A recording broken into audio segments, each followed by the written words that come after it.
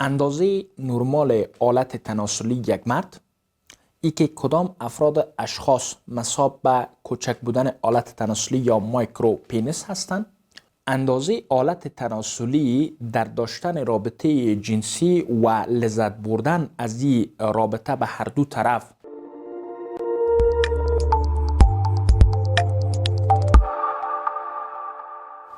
خدمت تمام دوستانی که در هر کجای دنیا هستین و تعقیب کننده چینل یوتیوب دکتر شما هستین، عرض ادب احترام دارم. امیدوار هستم صحتمند و تندرست باشین. بازم من دکتر قیس نکزاد هستم، متخصص امراض داخلی عمومی و جنسی، و امروز میخوایم در مورد اندازه نرمال آلت تناسلی یک مرد ای که کدام افراد اشخاص مصاب به کوچک بودن آلت تناسلی یا مایکرو پینیس هستند و ای که بعض اوقات فکر کردن بی مورد و بیجا در مورد اندازه آلت تناسلی پیش یک مرد چه تشوشات روحی و روانی ایجاد میکنه، و در آخر آیا اندازه آلت تناسلی در داشتن رابطه جنسی و لذت بردن از این رابطه به هر دو طرف آیا رول داره نداره؟ در این سگمنت پیرامون از این 4 موضوع ما بحث میکنم. امیدوار هستم این ویدیوی اکادمیک علمی مورد قبولتان قرار بگیره. به خاطر افزودن به معلومات طبی تان این ویدیو را لایک بکنین، شریک بسازین و چینل یوتیوب دکتر شما را که معتبرترین کانال طبی در افغانستان است سابسکرایب بکنین. خب دوستای عزیز، اول اندازه آلت تناسلی پیش یک فرد در کدام مرحله و چگونه رشد میکنه؟ 2 مرحله است که یک فرد بدنش از درون مورد بمباردمان هورمون جنسی مردانه قرار میگیره و در این مرحله است که آلت تناسلی یک فرد رشد گسترده می داشته باشه. ولی بدون شک در این موضوع فاکتورهای محیطی ما، فاکتورهای به طور مثال تغذیوی ما و ژنتیک ما مطرح هست که ما چه کودایی به خاطر داشتن یک آلت تناسلی از پدر خود و از فامیل های خود داشتیم.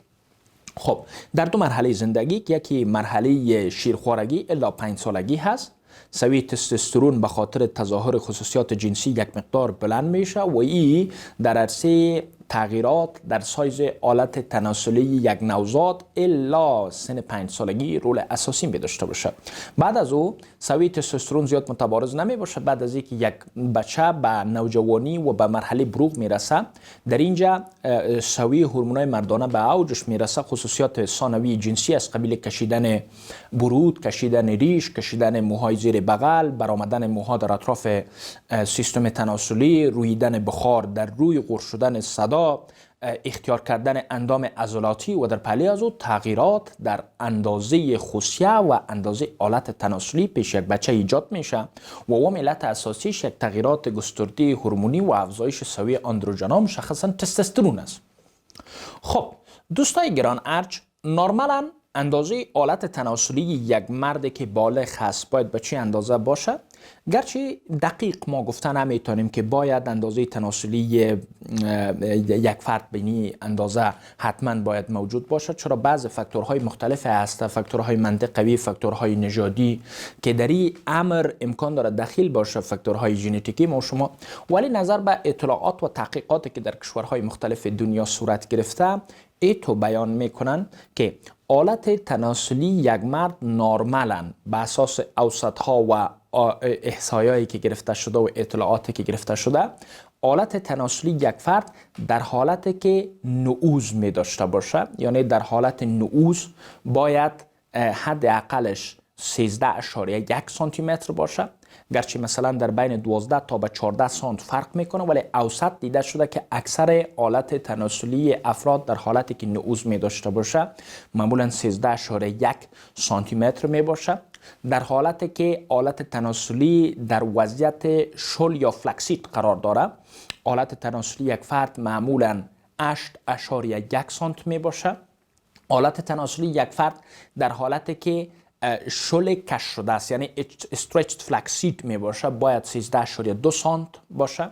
و در پالی از او قطری که اندازه گیری شده پیش افراد اشخاص مختلف، باید آلت تناسلی یک فرد در حالتی که ارکت یا نعوز می داشته باشه 12.6 سانتی متر قطر و ضخامت دبلی داشته باشه. هرگاهی که آلت تناسلی پیش یک مرد در صورتی که به بلوغ رسیده باشه میرسه به 5.1 سانت در حالتی که شل می باشه، یعنی نعوز نمی داشته باشه. و یا که هرگاهی که آلت تناسلی یک فرد در حالتی که نعوز داره، سیستم تناسلیش استاده شده، به اوج تحریک جنسی خود رسیده، در صورتی که در بعض مواقع طول آلت تناسلی از کمتر از 9 سانت می باشه و در بعض مواقع در صورتی که طول آلت تناسلی کمتر از 7 سانت می باشه، این تحت عنوان مایکرو پینس یا افراد با قضیب و آلت تناسلی یا آلت ذکر کوچک مورد ارزیابی قرار میگیره. در پیش افراد چاق باید یک موضوع مرفوع شود. کسایی که چاق می باشن و بیش از حد بدن شحمی می داشته باشن، جمع شدن شحم در قسمت های بالای فوق آنه در نواحی قدکشک باعث میشه تا قسمت قاعده قضیب به شحم مختص باشه، در شحم داخل باشه، در داخل چربی مثلا عمیق شده باشه و به می خاطر به نام بورای پینس یا هایدن پینس یا آلت تناسلی دفن شده در شحم میگن که باید تفریق شود. و این افراد اشخاص در صورتی که وزن کم کنن و شحم هایی که در نواحی قدکشک است در صورتی که این آب شود، در پهلویی که تستوسترون سویش پیش از اینا بلند میره، در پهلویی که مثلا شهوتشان بهتر میشه، در پهلویی که امکان داره که به طور مثال سلامتی جسمی پیششان به وجود بیاید، امکان داره که آلت تناسلیشان در اصل بیشتر از چیزی باشه که در حالت چاقی او را اندازه کردن. خب چگونه آلت تناسلی یک فرد اندازه میشه؟ از قسمت بالایی فوق آنه که قاعده قضیب یا آلت تناسلی هست، در حالتی که فرد در نعوز کامل جسمی قرار می داشته باشه، تا به نوک آلت تناسلی توسط یک فیته استاندارد اندازه میشه و معیارهایی که گفتم که در حالت استاده نورمالاً 13.1 سانتی متر، در حالتی که یک فرد مثلا آلت تناسلیش شل می باشه بیشتر از 8.1 سانتی متر، در حالت شل کش شده باید بیشتر از 13.2 سانتی متر و قطر در حالتی که یا چهاردوبر و اکناف اطراف آلت تناسلی در صورتی که فرد در حالت نعوز قرار می داشته باشه باید بیشتر از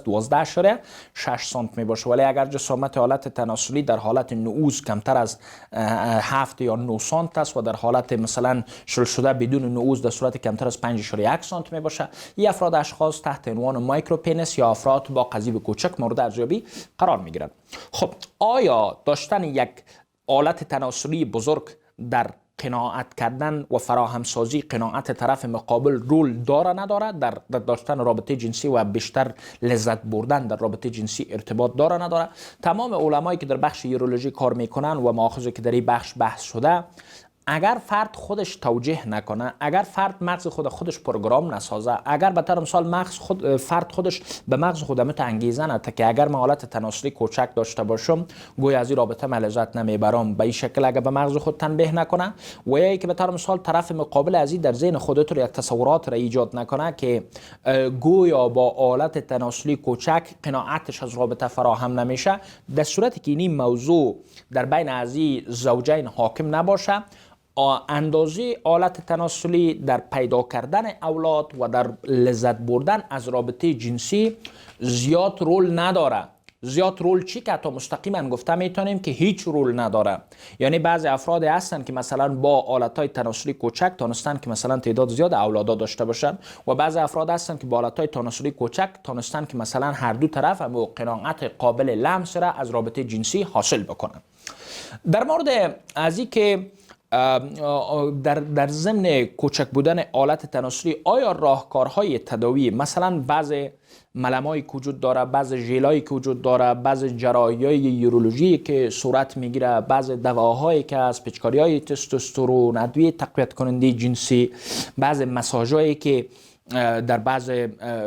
چینل‌ها بر مردم مراجعه میشه، آیا اینا در عرصه طویل سازی آلت تناسلی، زخیم سازی آلت تناسلی از لحاظ طبابت و علم رول داره یا نداره؟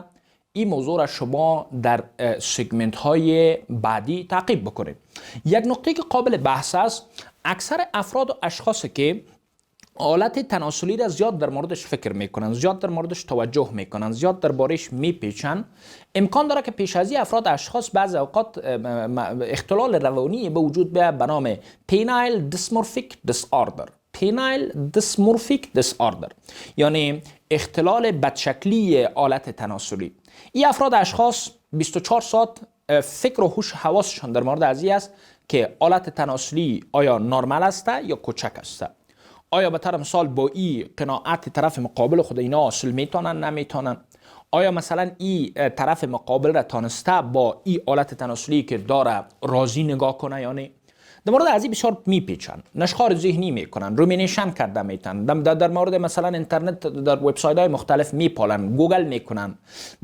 از دوست آشنای خود پرسان میکنن، همیشه به طور مثال حالت تناسلی خود را در آینه مشاهده میکنن و چون این اضطراب زیاد داره و همین درجه انزایتیش از 10 بر 10 هست، آلت تناسلی اکثر اوقات پیش از این افراد اشخاص کوچکتر و بدشکلتر از چیز تظاهر میکنه که در اصل است. یعنی یک تصویر غبارآلود کاذب امکان داره که اینا از آلت تناسلی خود برداشت بکنن و این پیش از اینا دسترس را ایجاد میکنه، ناراحت میکنه، شکل های معیوبی روحی را ایجاد میکنه، اجراعات جنسیشان را به چالش مواجه میسازه، اختلال اضطراب اجراعات جنسی می داشته باشن، زودانزال اینا را میکنه و امکان داره که نوزشان را به چالش مواجه بسازه. این اختلال پیش افراد اشخاصی که در سنین 16 الی 22 سالگی است و قسمت زیاد از اینا پیش دکتر صایبا یورولوژی مراجعه میکنن، پیش به طور مثال کسایی که در بخش طبابت یونانی کار میکنن پیش از اینا مراجعه میکنن، چینل های یوتیوب و فیسبوک یا را مثلا میپالن که شیوه های بزرگسازی آلت تناسلی و بعض از اینا بعض اوقات با راهکارهای نادرست و نامنظم و با فشارهای نامطلوبی که از بالای سیستم تناسلی وارد میکنه و سیستم تناسلی خودشان برش آسیب ایجاد میکنه. بنابراین به شکل اکادمیک بر شما در ویدیوهای بعدی معلومات را همیشه که آیا شیوه هایی که فعلا در دنیا به خاطر بزرگسازی طول و قطر آلت تناسلی حاکم است نتیجه میته نمیته و اگر نتیجه میته کدامش از لحاظ طبابت مورد پسند است. بنابراین این ویدیوها را به شکل سلسله‌وار تعقیب بکنید. تا دیدار بعد، بدرود.